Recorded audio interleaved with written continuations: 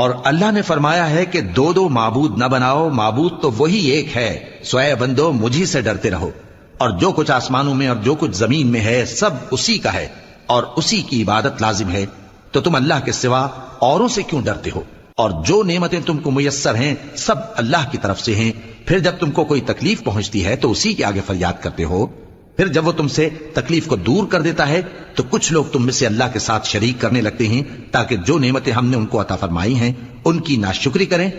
تو مشرکو،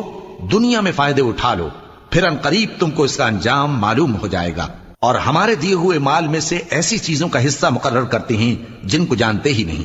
کافرو، اللہ کی قسم کہ جو تم جھوٹ باندھا کرتے ہو اس کی تم سے ضرور پرسش ہوگی۔ اور یہ لوگ اللہ کے لیے تو بیٹیاں تجویز کرتے ہیں، وہ پاک ہے، اور اپنے لیے بیٹے جو مرغوب دل پسند ہیں، اور جب ان میں سے کسی کو بیٹی کے پیدا ہونے کی خبر ملتی ہے تو اس کا منہ غم کے سبب کالا پڑ جاتا ہے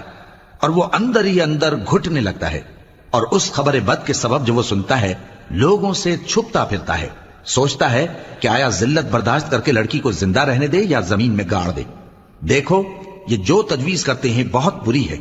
جو لوگ آخرت پر ایمان نہیں رکھتے انہی کے لیے بری مثال ہے، اور اللہ کو صفت اعلیٰ زیب دیتی ہے اور وہ غالب ہے، حکمت والا ہے۔ اور اگر اللہ لوگوں کو ان کے ظلم کے سبب پکڑنے لگے تو ایک جاندار کو زمین پر نہ چھوڑے، لیکن ان کو ایک وقت مقرر تک مہلت دیے جاتا ہے، پھر جب وہ وقت آ جاتا ہے تو ایک گھڑی نہ پیچھے رہ سکتے ہیں نہ آگے بڑھ سکتے ہیں۔ اور یہ اللہ کے لیے ایسی چیزیں تجویز کرتے ہیں جن کو خود ناپسند کرتے ہیں، اور زبان سے جھوٹ بکے جاتے ہیں کہ ان کو قیامت کے دن بھلائی یعنی نجات ہوگی۔ کچھ شک نہیں کہ ان کے لیے دوزخ کی آگ تیار ہے،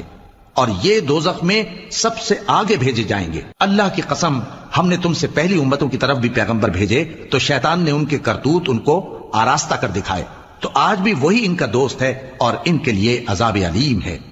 اور ہم نے جو تم پر کتاب نازل کی ہے تو اس لیے کہ جس بات میں ان لوگوں کو اختلاف ہے تم اس کا فیصلہ کر دو،